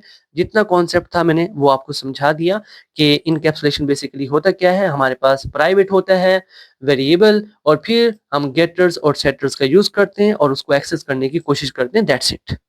ओके, तो अब हम बात करते हैं तीन इंपॉर्टेंट टॉपिक्स के बारे में, जो कि है access modifier, non access modifier and packages. ये तीन बहुत इंपॉर्टेंट है, इसका कॉन्सेप्ट आपको समझना पड़ेगा। पहले मैं आपको बताता हूँ एक्सेस मॉडिफायर के बारे में। तो यहाँ पर देखो, ये जो मैंने पब्लिक यहाँ पर लिखा हुआ है ये भी एक्सेस मॉडिफायर है, यहाँ पर भी पब्लिक लिखा हुआ है। थोड़ा ऊपर चले तो यहाँ पर मैंने प्राइवेट लिखा था, ये भी एक्सेस मॉडिफायर है। अब एक्सेस मॉडिफायर होता क्या है, पहले तो इस बात को आपने समझना है। एक्सेस मॉडिफायर जो है वो एक्सेस लेवल सेट करता है, मतलब कौन इस क्लास को एक्सेस कर सकता है और कहां से कर सकता है, ये दो चीजें हैं। देखो, मैंने इस क्लास के साथ लिखा ना पब्लिक, अब मैं ये एक्सेस मॉडिफायर बता रहा है कि कौन इस क्लास को एक्सेस कर सकता है और कहां से कर सकता है। इसी तरह से मैंने यहाँ पर प्राइवेट लिखा है इस वेरिएबल के साथ, तो यहाँ पर मैंने एक्सेस मॉडिफायर का यूज किया है ना, तो ये डिफाइन कर रहा है कौन इस वेरिएबल को एक्सेस कर सकता है और कहां से कर सकता है। दो चीजें, कौन कर सकता है, कहां से कर सकता है। मैं आपको काफी डिटेल से समझाता हूँ, लेकिन उससे पहले हम बात करते हैं पैकेज के बारे में। अभी देखो, हमारे पास ना ये दो क्लासेस हैं, एक है हमारी पब्लिक क्लास मेन और एक है हमारे पास पर्सन की क्लास। तो मैं पर्सन की क्लास को ना यहाँ से कट कर लेता हूँ, ठीक है। राइट नाउ मुझे यहाँ से इसे कट करने दो और वापस आते हैं। तो यहाँ पर देखो, सोर्स के अंदर ना हमारे पास एक ही क्लास है, ठीक है। तो यहाँ पर ना मैं एक और क्लास क्रिएट कर लेता हूँ, इसी पे क्लिक करते हैं, न्यू में आते हैं, जावा क्लास, और इसको नाम दे देते हैं पर्सन, और ये क्लास क्रिएट हो चुकी है, ठीक है। और यहाँ पर वही कोड मैं यहाँ पर पेस्ट कर देता हूँ, ठीक है। अभी क्या है, पैकेज का मतलब होता है फोल्डर। तो ये SRC ये सोर्स का फोल्डर है। इस सेम फोल्डर के अंदर हमारे पास दो क्लासेस हैं, एक है मेन क्लास, एक है पर्सन क्लास। और यहाँ पर अगर आप नोटिस करो, this is very important, I want you to focus. यहाँ पर इस क्लास के साथ मैंने कोई एक्सेस मॉडिफायर नहीं लगाया। जैसा यहाँ पर देखो मेन के साथ लगा हुआ है ना पब्लिक, इस क्लास के साथ कुछ नहीं लगाया मैंने, तो मतलब ये डिफॉल्ट है। और जब डिफॉल्ट होता है तो उसका मतलब ये होता है कि इस क्लास के अंदर जो वेरिएबल्स हैं, इस क्लास के अंदर जो मेथड्स हैं, उनको वो क्लास एक्सेस कर सकती है जो सेम पैकेज में हो। मेरी बात को समझिएगा, वो क्लास एक्सेस कर सकती है जो सेम पैकेज में हो। Late me show you one thing. तो यहाँ पर ना हम इसको ड्रॉ कर लेते हैं, just give me a second. तो ये आपका एक पैकेज है, पैकेज मतलब फोल्डर। इस फोल्डर के अंदर डिफरेंट क्लासेस हो सकती हैं, जितनी आप बनाना चाहो आपकी मर्जी, आप बना सकते हो। तो मान लो अभी फिलहाल के लिए ना हमारे पास दो क्लासेस है, ठीक है। तो मतलब ये कि अगर आप नहीं बताते कौन सा एक्सेस मॉडिफायर है, जैसा कि मैंने यहां पर अपने कोड में नहीं बताया कि पर्सन क्लास का एक्सेस मॉडिफायर कौन सा है, इट मींस ये क्या होगा कि इस क्लास को कोई भी एक्सेस कर सकता है, बट शर्त ये है कि वो सेम फोल्डर में होना चाहिए, डिफरेंट फोल्डर ना हो। Now let me show you one thing. मैं यहाँ पर ना एक नया फोल्डर बनाता हूँ, फोल्डर मतलब पैकेज। तो ये रहा पैकेज, तो मैं इसे नाम दे देता हूँ सेकंड। ये मैंने पैकेज बनाया। अब ये जो पर्सन क्लास है ना, मैं इसको इस सेकंड में डाल देता हूँ, ठीक है। मैंने सेकंड में डाल दिया। अब क्या होगा, मेरी बात को गौर से समझिएगा। अब सेकंड एक नया फोल्डर है, उसके अंदर है पर्सन क्लास। तो हमने बेसिकली क्या किया, हमने इस क्लास को ना इस फोल्डर से बाहर निकाल लिया और एक नए फोल्डर में जाके इस क्लास को रख दिया। अब हम ट्राई कर रहे हैं कि एक और फोल्डर में एक क्लास है मेन, उससे हम इस क्लास को एक्सेस करने की कोशिश कर रहे हैं। Late me show you. अब हमें एरर शो होगा, मेन में आते हैं तो यहाँ पर देखो हमें एरर शो हो रहा है कि पर्सन को हम एक्सेस नहीं कर सकते। वो कह रहे हैं सेकंड डॉट पर्सन, सेकंड मतलब पैकेज का नाम है, फोल्डर का नाम, उसके अंदर एक क्लास है पर्सन, इज नॉट पब्लिक। वो कह रहे हैं ये पब्लिक नहीं है, तो इसको एक्सेस मैं नहीं कर सकता। मेरी बात समझ में आई? पहले कोई एरर शो नहीं हो रहा था क्योंकि दोनों सेम पैकेज के अंदर थी, दोनों सेम क्लास के अंदर थी। समझ रहे हो? अब क्या हुआ, फोल्डर हमने अलग कर लिए। फोल्डर मीन पैकेज, कंफ्यूज मत होना, फोल्डर मीन पैकेज। तो जब पैकेज अलग अलग हो तो वहां पर आपको लिखना पड़ेगा पब्लिक। तो अब मैं यहाँ पर लिखता हूँ पब्लिक, तो अब देखो कोई एरर शो नहीं होगा आपको। तो पब्लिक का मतलब होता है अगर आपने किसी क्लास के साथ पब्लिक लगा लिया है तो उस क्लास को कोई भी एक्सेस कर सकता है, चाहे वो किसी भी पैकेज के अंदर हो। लेकिन अगर आप पब्लिक नहीं लगाओगे तो आपको एरर शो होगा, ठीक है, क्योंकि डिफॉल्ट में सेम पैकेज के अंदर जो क्लासेस होती हैं सिर्फ वो एक्सेस कर सकती हैं और कोई एक्सेस नहीं कर सकता। आई होप ये कॉन्सेप्ट आपका क्लियर हो चुका होगा कि हाँ कौन एक्सेस कर सकता है कौन नहीं कर सकता और पैकेजेस क्या होती हैं, ठीक है। प्राइवेट की अगर हम बात करें, फॉर एग्जांपल यहाँ पर मैं, वैसे क्लास के साथ हम प्राइवेट नहीं लगाते, जब भी प्रोजेक्ट बनाते हैं बस ऐसा कर रहे हैं देखने के लिए क्या होता है। So we are getting error over here, क्या कह रहा है वो, modify private is not allowed here, मतलब क्लास के साथ आप प्राइवेट नहीं लगा सकते, क्लास के साथ आप पब्लिक लगा सकते हो, ठीक है। प्राइवेट आप वेरिएबल्स के साथ लगा सकते हो, ठीक है। आई होप ये कॉन्सेप्ट आपका क्लियर हो चुका होगा। पब्लिक में क्या होता है, पब्लिक नहीं लगाते तो क्या होता है, पैकेजेस क्या होते हैं, पैकेजेस का मतलब क्या होता है, फोल्डर, ठीक है। इतना तो कॉन्सेप्ट आपको क्लियर हो चुका है। अब एक्सेस मॉडिफायर कवर कर लिया हमने, पब्लिक प्राइवेट, एक होता है प्रोटेक्टेड। प्रोटेक्टेड के बारे में बात करेंगे। प्रोटेक्टेड को भी हम क्लास के साथ नहीं लगाते, प्रोटेक्टेड को भी हम वेरिएबल्स के साथ लगाते हैं, लेकिन वो हम कवर करेंगे इनहेरिटेंस के टॉपिक में, थोड़ी देर में उसको भी हम कवर कर लेते हैं क्योंकि ये वन शॉट वीडियो होने वाला है। सो अब हम बात करते हैं नॉन एक्सेस मॉडिफायर के बारे में, ठीक है। वो भी बहुत इंपॉर्टेंट होते हैं और काफी सारी जगहों पे जब भी हम कोई प्रोजेक्ट बनाते हैं ना तो उसको भी हम कवर करते हैं।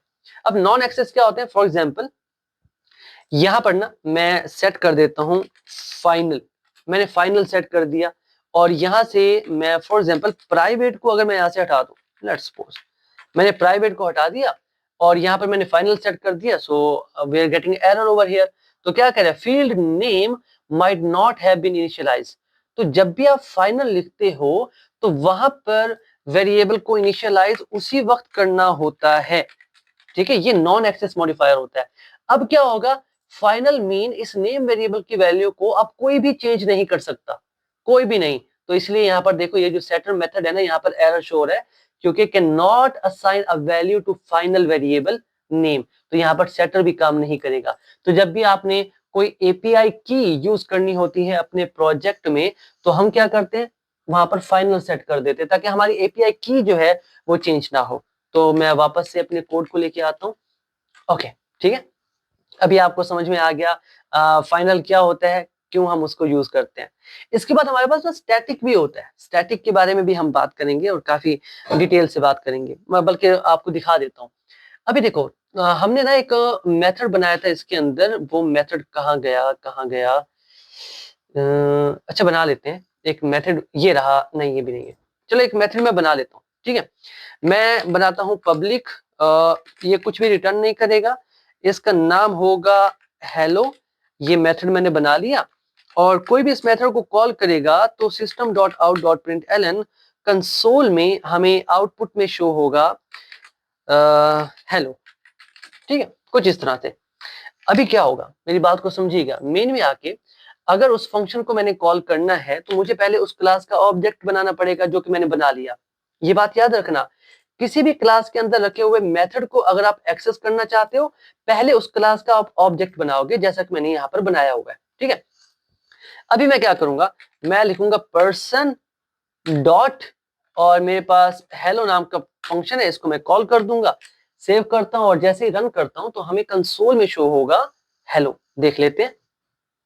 ओके, तो यहाँ पर देखो हेलो शो हो रहा है, ठीक है। मतलब मेरे पास जब कोई ऐसा फंक्शन है जिसके साथ पब्लिक लिखा हुआ है, उस फंक्शन को एक्सेस करने के लिए मुझे ऑब्जेक्ट बनाना पड़ेगा। बट यहाँ पर एक ट्विस्ट है, अगर मैं यहाँ पर पब्लिक की जगह स्टैटिक यूज कर लेता हूँ, स्टैटिक, अब क्या होगा, अब स्टैटिक फंक्शन को एक्सेस करने के लिए मुझे ऑब्जेक्ट बनाने की जरूरत नहीं है, समझ रहे हो, मैं डायरेक्ट हेलो लिख दूंगा। क्या स्पेलिंग यही थे, ठीक है, मुझे बस इसको इंपोर्ट करना पड़ेगा, इंपोर्ट स्टैटिक मेथड, ठीक है। तो मैंने क्या किया, लेट मी चेक स्पेलिंग कैसे, HELLO हेलो और HELLO हेलो, ठीक है, बिल्कुल ठीक तरीके से काम कर रहा है। तो मुझे ना मेथड क्रिएट करने की जरूरत नहीं है, मेथड क्रिएट करने की जरूरत नहीं है। अगर मैं यहाँ पर होवर करूं तो मेरे पास आ रहा है hello is not public. Okay, हमें पब्लिक भी बनाना पड़ेगा ना, ठीक है, ये मैं भूल गया, ठीक है, तो मुझे पब्लिक बनाना पड़ेगा, तो मैं कह देता हूँ पब्लिक स्टैटिक वाइड मेन। सो PUB public static wide main. अभी देखो, अभी मैं क्या कर रहा हूं, मैंने किसी फंक्शन को ऑब्जेक्ट को यूज नहीं किया। विदाउट क्रिएटिंग एन ऑब्जेक्ट मैं इस फंक्शन को एक्सेस कर पा रहा हूं and we are getting the output over here hello. तो ये कॉन्सेप्ट आई होप आपका क्लियर हो चुका होगा कि जो विदाउट स्टैटिक मेथड होते हैं उनको एक्सेस करने के लिए, उनको कॉल करने के लिए आपको ऑब्जेक्ट बनाना पड़ता है। बट अगर आपके पास कोई ऐसा मेथड है जो कि स्टैटिक है, जिसके साथ स्टैटिक लिखा हुआ है, तो उसको एक्सेस करने के लिए आपको किसी किस्म के ऑब्जेक्ट को बनाने की जरूरत नहीं है, आप डायरेक्ट उसको कॉल कर सकते हो। ठीक है, आई होप ये कॉन्सेप्ट जो है वो आपका क्लियर हो चुका होगा, इसमें आपको किसी किस्म की परेशानी नहीं होगी। ओके, तो अब ना एक और कॉन्सेप्ट है जो कि बहुत इंपॉर्टेंट कॉन्सेप्ट है, उसको कवर करते हैं। देखो यहाँ पर हमारे पास ना एक मेन क्लास है ना, मेन क्लास। तो मैं इसका भी एक ऑब्जेक्ट बना सकता हूँ, हम कह सकते हैं मेन, और obj1 इसका नाम सेट कर देता हूँ, आप कोई भी नाम सेट कर सकते हो, देन न्यू एंड मेन। तो मेरे पास ये एक ऑब्जेक्ट है मेन क्लास का, ठीक है, मेन क्लास का ऑब्जेक्ट है। अब मेरी बात को समझना, मैं क्या करना चाहता हूं, पर्सन क्लास के अंदर ये जो मेथड है, पहले तो मैं इसे पब्लिक बना देता हूं, मैं इसे स्टैटिक नहीं बनाता। पर्सन क्लास के अंदर ये जो मेथड है मैं इसको एक्सेस करना चाहता हूं। अब मैंने आपसे कहा था कि अगर ऐसा मेथड है जिसके साथ स्टैटिक नहीं लिखा हुआ, तो उसके लिए जरूरी है कि आपके पास उस क्लास का ऑब्जेक्ट हो। बट यहाँ पर ट्विस्ट क्या है, मैं चाहता हूं कि मैं मेन क्लास के ऑब्जेक्ट के थ्रू पर्सन क्लास के फंक्शन को कॉल करूं। ट्रिकी ना, मतलब ऑब्जेक्ट किसी और क्लास का है, मेथड किसी और क्लास का है, तो सुनने में अजीब लग रहा होगा आपको, लेकिन ये पॉसिबल है। Late me show you. मैं क्या करना चाहता हूं, मैं obj1 को यूज करके डॉट करूंगा, तो अभी मेरे पास वो जो हेलो का फंक्शन है मैं उसे यहाँ पर एक्सेस नहीं कर सकता। Late me show you. मैं अगर इस तरह से करूंगा तो मेरे पास एरर शो होगा, और अगर हम होवर करें यहाँ पे तो वो क्या कह रहा है कि not resolve method hello in main. वो कह रहे हैं इस नाम का मेथड तो है ही नहीं, तो आप क्रिएट कर लो। बट हम क्रिएट तो नहीं करना चाहते, मैं चाहता हूं कि मेन क्लास के ऑब्जेक्ट के थ्रू पर्सन क्लास के अंदर रखी हुई चीजों को मैं यूज करूं। तो यहां पर कॉन्सेप्ट आता है इनहेरिटेंस का, जो कि बहुत इंपॉर्टेंट है। Clear, inheritance. हम चाहते हैं कि किसी भी क्लास की चीजों को किसी और क्लास के ऑब्जेक्ट के थ्रू हम एक्सेस कर सकें। तो यहाँ पर पेरेंट और चाइल्ड का कॉन्सेप्ट आ जाता है। तो हम क्या करेंगे, एक क्लास को पेरेंट बना देंगे, दूसरी क्लास को चाइल्ड बना देंगे। तो चाइल्ड जो है वो पेरेंट से कुछ भी ले सकता है, ठीक है। Late me show you. मैं यहाँ पर ना एक कीवर्ड का यूज करूंगा विच इज एक्सटेंड, ठीक है, एक्सटेंड, और जिस क्लास को एक्सटेंड करना है उसका नाम लिख दूंगा। अब हमें कोई एरर शो नहीं हो रहा, ट्रिकी ना। अब क्या हो रहा है, ये जो मेन क्लास है ये चाइल्ड है, और ये पर्सन जो है ये पेरेंट क्लास है। तो चाइल्ड क्लास जो है वो पेरेंट क्लास के किसी भी वेरिएबल को, किसी भी फंक्शन को एक्सेस कर सकती है।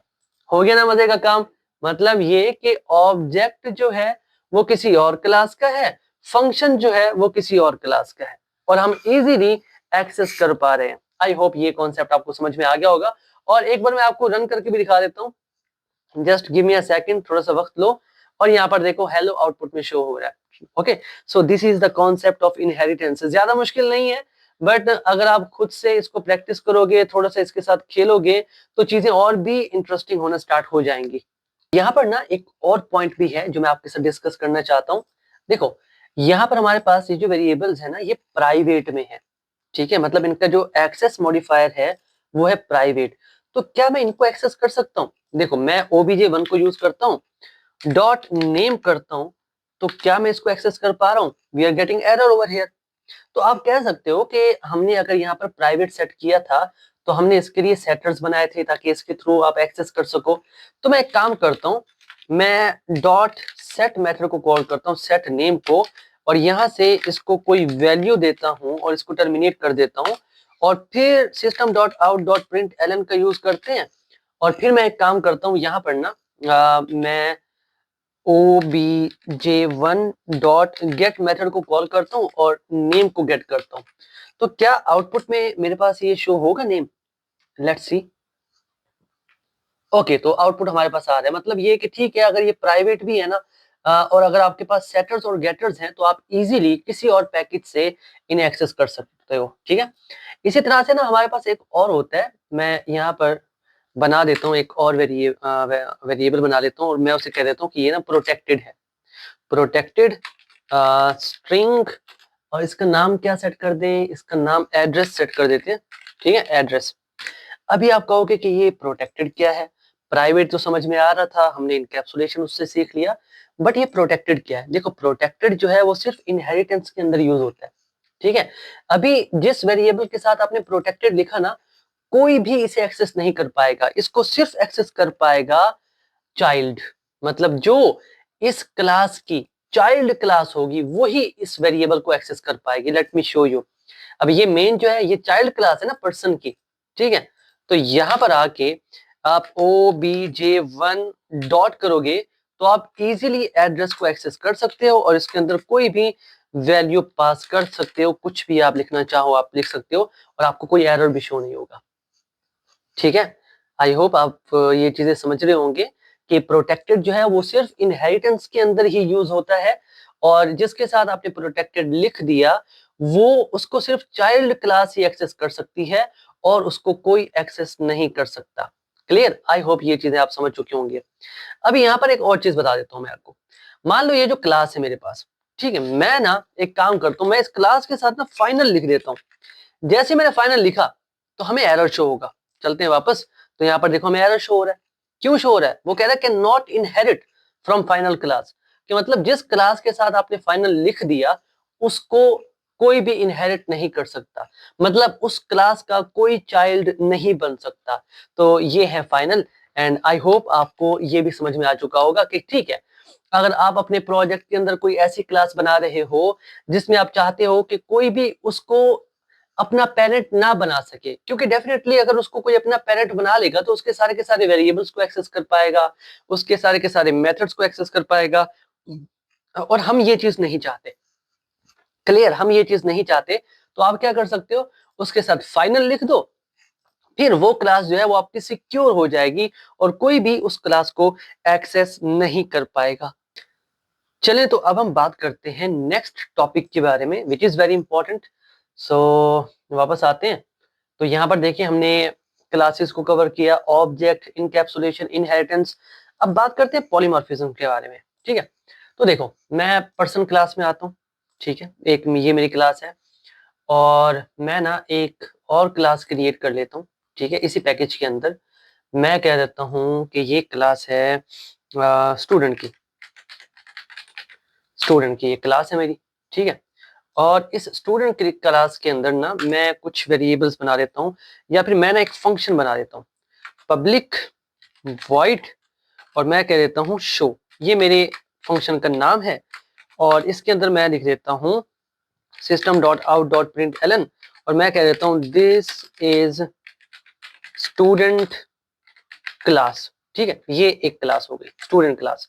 मैं आता हूँ पर्सन के अंदर और पर्सन की जो क्लास है मैं इसको एक्सटेंड कर देता हूँ, एक्सटेंड स्टूडेंट की क्लास के साथ। ठीक है, कि स्टूडेंट की जो क्लास है वो पेरेंट है और पर्सन जो है वो चाइल्ड है। ठीक है, और इसके अंदर भी मैं सेम वही मेथड बना देता हूँ, मतलब सेम नाम का, इसको भी मैं शो कह देता हूँ और इसके अंदर मैं वैल्यूज को चेंज कर देता हूँ और मैं कह देता हूँ दिस इज पर्सन क्लास, ताकि आउटपुट में ना हमें पता चल जाए कौन सी क्लास से आउटपुट आ रहा है। मेन में आके, मेन में मैंने एक्सटेंड किया हुआ है पर्सन को। अब यहाँ पर आपने एक चीज और भी नोटिस की होगी कि हम मल्टी लेवल इनहेरिटेंस भी कर पा रहे हैं, मतलब स्टूडेंट क्लास है ये पेरेंट है और पर्सन जो है ये स्टूडेंट क्लास का चाइल्ड है और जो मेन है ये पर्सन क्लास का चाइल्ड है। तो क्या मेन जो है वो अपने ग्रैंड पेरेंट जो कि स्टूडेंट है उसको एक्सेस कर सकता है? ऑफ कोर्स एक्सेस कर सकता है। ठीक है, क्योंकि मेन का पेरेंट है पर्सन, पर्सन के अंदर एक्सेस है, पर्सन एक्सेस कर सकता है स्टूडेंट क्लास के एट्रीब्यूट्स को, तो मेन भी एक्सेस कर सकता है। ओके, अब मुझे क्या करना है, मुझे क्या करना है, मैं यहाँ पर मैंने एक ऑब्जेक्ट बना रखा है। अब मैं करता हूँ obj डॉट और मैं करना चाहता हूँ शो। ठीक है, अब क्वेश्चन ये है कौन सा शो मेथड चलेगा। सोचने वाली बात है ना। मेरे पास स्टूडेंट भी है, इसके अंदर भी शो मेथड है। मेरे पास पर्सन क्लास है, इसके अंदर भी शो मेथड है। मेरे पास मेन क्लास है, इसके अंदर अभी मैंने शो मेथड नहीं बनाया बट मैं बनाऊंगा भी। तो एक बार रन करते हैं कि कौन सा मेथड चलेगा। सो दिस इज पर्सन क्लास, तो मतलब जो इसका पेरेंट है वो वाला जो मेथड है वो चल रहा है। क्या हो अगर मुझे ये वाला इन्वोक करना हो, फिर क्या होगा, समझ रहे हो। यहाँ पर तो कंफ्यूजन आ गई। यही है पॉलीमॉर्फिज्म। पॉली का मतलब होती है डिफरेंट फॉर्म्स, पॉलीमॉर्फिज्म का मतलब होता है डिफरेंट फॉर्म्स, मतलब नाम एक ही है फंक्शन का, ठीक है, लेकिन उसके अंदर डिफरेंट चीजें हो सकती हैं, नाम सेम है। पॉलीमॉर्फिज्म नाम सेम है। वही फंक्शन ना मैं यहाँ पर भी बना देता हूँ, पब्लिक वॉइड, बिल्कुल वैसे ही बनाऊंगा शो, और यहाँ पर मैं कर देता हूँ system dot out dot print ln, और मैं कह देता हूँ दिस इज मेन क्लास। ठीक है, अब किसको कॉल करेगा, रन करते हैं एक बार और चेक करते हैं कि अब कॉल किसको जाएगी। अब जा रही है दिस इज मेन क्लास, अब जा रही है मेन क्लास को, समझ रहे हो। तो मतलब ये जिस क्लास का ऑब्जेक्ट होगा ना उसी क्लास के पास कॉल जाएगी। अब यहाँ पर हो सकता है इसके अंदर कुछ पैरामीटर भी हो, मान लो इसके अंदर एज नाम का पैरामीटर है, ठीक है, एक वेरिएबल ये ले रहा है। हो सकता है ये भी एक वेरिएबल ले रहा हो सकता है ये भी एक वेरिएबल ले रहा हो, ठीक है, ये भी एक वेरिएबल ले रहा हो। अब हमें पता है यहाँ पर देखो इशू शो हो रहा है, इसमें जाते हैं तो कहाँ पे इशू शो हो रहा है, यहाँ पे हो रहा है। मतलब यहाँ पर हमें कोई ना कोई वैल्यू देनी पड़ेगी, पास करनी पड़ेगी। मैं 25 पास कर देता हूँ। अब मुझे पता है, आपको भी पता है, अगर मैं इसको रन करूंगा तो कौन सा मेथड कॉल होगा, ये वाला मेथड कॉल होगा, हम सब जानते हैं, ठीक है। यहाँ पर ना ये भी पॉलीमॉर्फिज्म की ही एक टाइप है, इसे हम कहते हैं फंक्शन ओवरलोडिंग। तो हम क्या करते हैं, हम कोशिश करते हैं कि अगर फंक्शन के नाम सेम है तो पैरामीटर नाम चेंज कर देते हैं। मान लो इसके अंदर ये एक वैल्यू ले रहा है जो कि इंटीजर है, इसके अंदर जो है वो स्ट्रिंग होगा, ठीक है, और ये एक नेम ले रहा है, ठीक है, इसकी डेटा टाइप मैंने चेंज कर दी। यहाँ पर आते हैं तो इसकी डेटा टाइप मैं चेंज कर देता हूँ कि इसकी डेटा टाइप है डबल, ठीक है। अब मेरी बात को समझना, अब नाम सेम है, चीजें डिफरेंट है। अब यहाँ से ना मैं वैल्यू पास कर देता हूँ स्ट्रिंग की, ठीक है, LATIF लतीफ, मैंने स्ट्रिंग पास किया। अब पहले तो हम देख रहे थे कि इसको कॉल हो रही थी ना, अब ये तो इंटीजर वैल्यू ले रहा है। स्ट्रिंग कौन ले रहा है, ये स्टूडेंट पर्सन ले रहा है। अच्छा अभी पर्सन को दे देते हैं और रन करते हैं एंड लेट्स चेक क्या होता है। तो यहाँ पर देखो दिस इज पर्सन क्लास, तो अब हम पर्सन क्लास को कॉल कर पा रहे हैं। अगर मैं इसकी डेटा टाइप डबल कर देता हूँ, मतलब यहाँ से ना कोई डबल वैल्यू भेज देता हूँ पॉइंट वाली, 25.3836 है, कोई बात नहीं, फिर से रन करते हैं और अब देखते हैं क्या होगा। यहाँ पर देखो दिस इज स्टूडेंट क्लास, तो मतलब अब हम स्टूडेंट क्लास पे पहुंच चुके हैं। तो यही होता है पॉलीमॉर्फिज्म, मतलब नाम एक ही हमने सेट कर दिया, तो हम क्या करेंगे उसके जो एट्रीब्यूट्स हैं, जो पैरामीटर वो ले रहा है ना, वो चेंज कर देंगे। जो पैरामीटर हम यहाँ से पास करेंगे ना, जावा जाके मैच करेगा, ठीक है ना। अभी इसमें मैंने डबल वैल्यू पास की है, फ्लोट पास की है, चेक करेगा वो इसको कि ये तो इंट है। फिर वो इसके पेरेंट के पास जाएगा, चेक करेगा कि ये तो स्ट्रिंग है। फिर ये इसके पेरेंट के पास जाएगा, चेक करेगा ये डबल है, इसको कॉल कर देगा, ठीक है। एक पेरेंट से दूसरे पेरेंट में हम मूव करते जाएंगे जब तक हमें सेम तरह का डेटा टाइप जो है वो मिल नहीं जाती। तो this is known as polymorphism. तो इस तरह से इसको अचीव किया जाता है। आई होप ये आपको समझ में आ चुका होगा। ये प्रीटी सिंपल है, मतलब जैसा इनहेरिटेंस है ना कि दूसरी क्लास की चीजों को आप यूज कर सकते हो, तो ये बिल्कुल उससे मिलता जुलता है, थोड़ा सा डिफरेंस है बट कि हाँ फंक्शन के नाम सेम है, तो पैरामीटर्स को चेंज कर दो, किसी में इंट में जा रहा है, किसी में 2 वेरिएबल्स है, किसी में 3 है, तो नंबर ऑफ वेरिएबल्स आप चेंज करते जाओ, बाकी सारी चीजें जो है वो सेम रहती है, नो डाउट। अब बात करते हैं एब्स्ट्रैक्शन के बारे में, ठीक है। एब्स्ट्रैक्शन जो है ना वो थोड़ा सा डिफरेंट है, ठीक है। इसके लिए ना ये जो मेरे पास क्लास है, पर्सन की क्लास, ठीक है, मैं इस क्लास पे आऊंगा और पब्लिक की जगह मैं इसको कर दूंगा एब्स्ट्रैक्ट। मैंने एब्स्ट्रैक्ट लिखा और यहाँ पर देखो मुझे एरर शो हो रहा है, और अभी फिलहाल के लिए ना मैं इसको हटा देता हूँ, ठीक है। तो यहाँ पर देखो मुझे क्या शो हो रहा है, मुझे एरर शो हो रहा है। और क्या शो हो रहा है एरर, यहाँ पे अगर मैं जाऊं तो इसको भी मैं हटा देता हूँ फिलहाल के लिए, मैं इसको यूज नहीं करना चाहता। तो यहाँ पे देखें वो कह रहे हैं second dot person is not public in second. ठीक है, वो कह रहे हैं कि ये पब्लिक क्लास नहीं है तो आप इसको इनहेरिट नहीं कर सकते। ठीक है, और यहाँ पर मैं आपको डिटेल के साथ बता दूं, एब्स्ट्रैक्शन जो है वो एक प्रोसेस होता है किसी भी डिटेल को हाइड करने का। ठीक है, किसी भी इंफॉर्मेशन को छुपाने के लिए हम यूज करते हैं एब्स्ट्रैक्ट का। ठीक है, ये नॉन एक्सेस मॉडिफायर है, ये एक्सेस मॉडिफायर नहीं है, this is non access modifier. ठीक है, तो ये जो आपने बनाया ना एब्स्ट्रैक्ट, ठीक है, तो हमने देख लिया कि ठीक है आप इसको इनहेरिट नहीं कर सकते। तो जब इनहेरिट नहीं कर सकते तो आप क्या कर सकते हो, आप इसके थ्रू, आप इसके through sorry let me check, कहाँ गया, ये मेन ही है ना। ठीक है, तो मैं इसको हटा देता हूँ। ठीक है, मैं एक्सटेंड नहीं करता, और ये जो फंक्शन है मैं इसको भी हटा देता हूँ।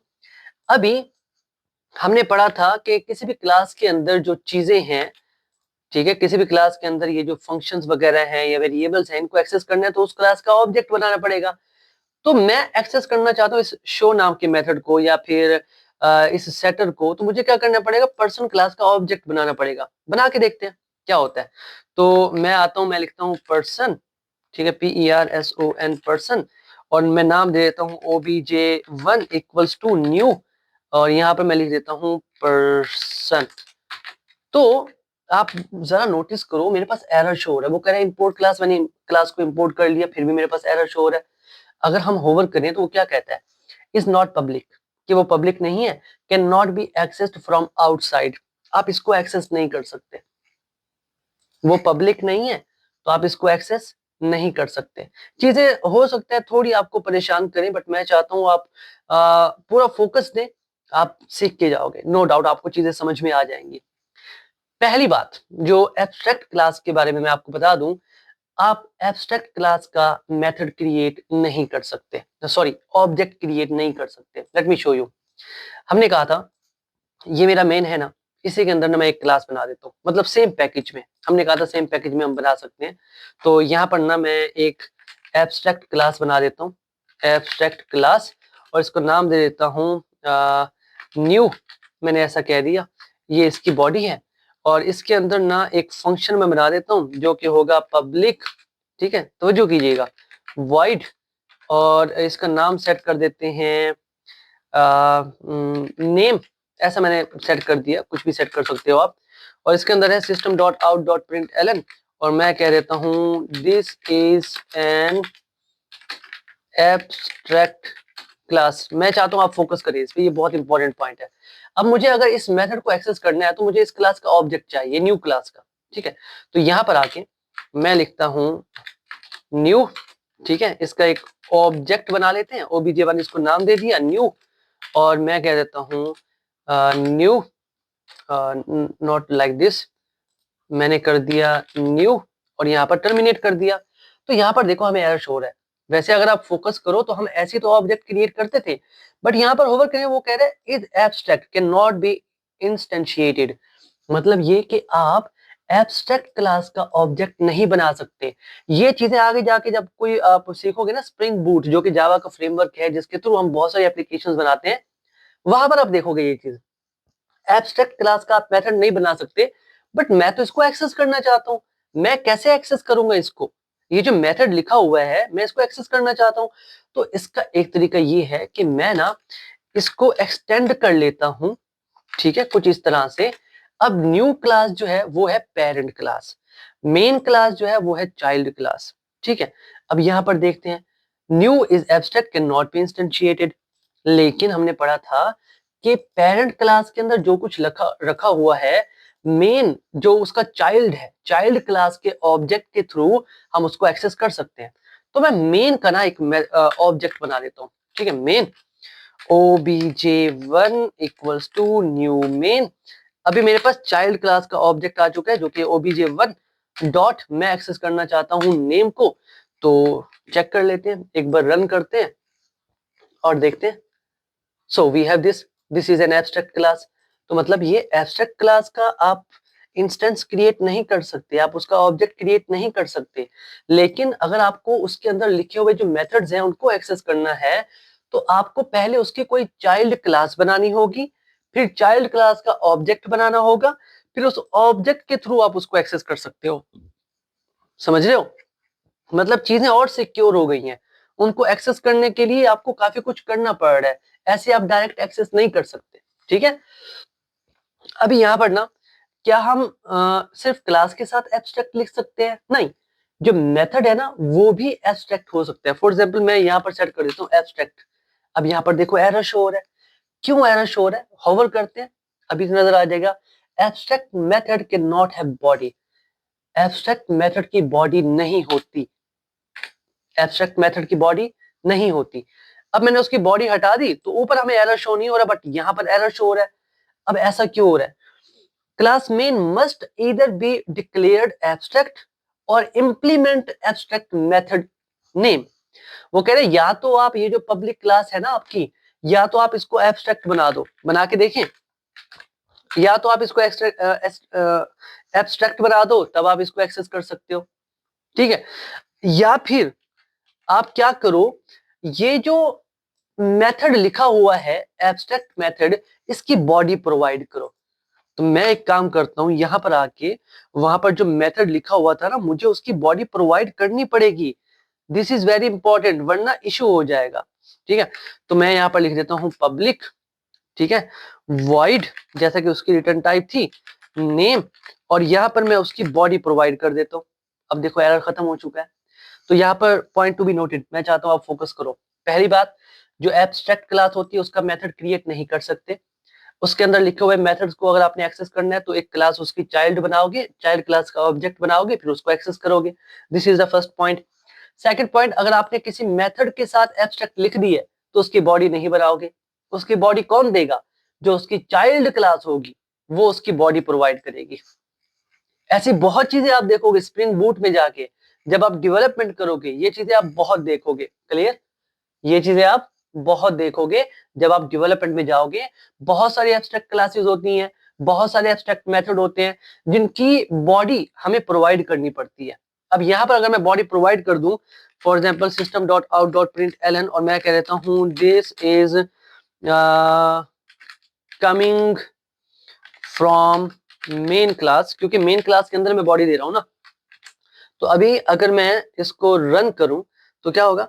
हमारे पास मैसेज शो होगा, obviously this is coming from main class.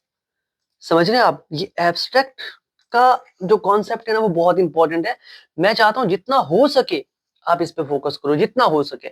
ठीक है, ये चीजें बहुत आगे जाके आपके काम आएंगी।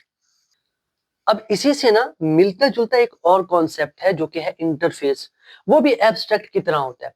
देखो यहाँ पर ना, अब मैं ये क्लास नहीं लिखूंगा, क्लास एक अलग चीज है, इंटरफेस एक अलग चीज है, तो यहाँ पर मैं इंटरफेस लिख देता हूँ। अब ये भी एब्स्ट्रैक्ट है, मेरी बात को समझिएगा, ये भी एब्स्ट्रैक्ट है। मतलब इसका भी आप कोई भी ऑब्जेक्ट क्रिएट नहीं कर सकते। इंटरफेसेस आप बहुत फेस करोगे, अगर आप जावा डेवलपर बनने वाले हो ना तो आप इंटरफेसेस बहुत फेस करोगे। इंटरफेस का ऑब्जेक्ट क्रिएट नहीं हो सकता। फिर आप कहोगे कैसे? तो हमें ना इसकी ना एक चाइल्ड क्लास बनानी पड़ेगी। बट अगर यहाँ पर क्लास लिखा होता तो एक्सटेंड से काम बन जाता। अब क्योंकि हमारे पास ये जो न्यू है ना वो एक इंटरफेस है, तो हम यहाँ पर लिखेंगे इम्प्लीमेंट्स। अब देखो यहाँ पर हम क्या लिखेंगे? इम्प्लीमेंट्स। तब हमारा काम हो जाएगा। अगर यहाँ पर इंटरफेस है, इंटरफेस का ऑब्जेक्ट नहीं बना सकते, तो आपको इम्प्लीमेंट करना होगा, फिर इसकी एक चाइल्ड क्लास बनेगी। अब इसके अंदर ना अगर मैं इस मेथड की बॉडी दूं और मैं एब्स्ट्रैक्ट हटा दूं, फॉर एग्जांपल मैंने एब्स्ट्रैक्ट हटा दिया, मैंने body they the, again I am getting error. यहाँ पर होवर करूं तो वो क्या करे? Interface abstract methods can not have body. तो मतलब अब ये बाय डिफॉल्ट एब्स्ट्रैक्ट है। अब यहाँ पर एब्स्ट्रैक्ट लिखने की जरूरत ही नहीं है। जब आपने इंटरफेस लिखा, इंटरफेस के अंदर जितने भी मेथड्स होंगे वो बाय डिफॉल्ट एब्स्ट्रैक्ट होंगे, आपको एब्स्ट्रैक्ट लिखने की जरूरत नहीं होगी। ये बात याद रखिएगा। तो जितने भी आप इंटरफेसेस देखोगे वो सारे के सारे क्या होंगे? उसके अंदर जो मेथड्स होंगे वो एब्स्ट्रैक्ट होंगे, किसी की भी बॉडी नहीं होगी, बॉडी आपको प्रोवाइड करनी पड़ेगी। Again let me repeat this one more time because this is very very very important. जो एब्स्ट्रैक्ट क्लासेस होती हैं उनका ऑब्जेक्ट नहीं बन सकता, जो इंटरफेस होते हैं उनका ऑब्जेक्ट नहीं बन सकता। एब्स्ट्रैक्ट क्लास है, उसके अंदर कुछ मेथड्स लिखे हुए हैं अगर, तो उनको एक्सेस करने के लिए आपको एब्स्ट्रैक्ट क्लास की एक चाइल्ड क्लास बनानी पड़ेगी जिसके थ्रू आप उसको एक्सेस करोगे। इंटरफेस है, इंटरफेस का भी एक चाइल्ड बनाना पड़ेगा, लेकिन वहां पर आप इम्प्लीमेंट कीवर्ड को यूज करोगे जैसा हमने यहाँ पर यूज किया, तब जाके उसको आप एक्सेस कर सकते हो। ठीक है, सो ये चीजें बहुत इंपॉर्टेंट है। ये क्योंकि क्रैश कोर्स है ना, तो मैं डिटेल में समझा तो रहा हूँ, बट मैं प्रॉपर डिटेल में नहीं जा रहा। अभी भी इसकी और डिटेलिंग है, बट ट्रस्ट मी, इतना भी आपको आ गया ना तो यू आर ऑसम, आपको सारा कुछ आ जाएगा। ठीक है, ये चीजें आपको आनी चाहिए, ये बहुत इंपॉर्टेंट है। ओके, तो आई होप आपको ये जो कोर्स है, crash course object oriented programming का, आपको पसंद आया होगा। तो चैनल को सब्सक्राइब कर लेना यार, वीडियो को लाइक करना। मिलते हैं आपसे नेक्स्ट वीडियो में। तब तक के लिए keep connected and keep coding. Thank you.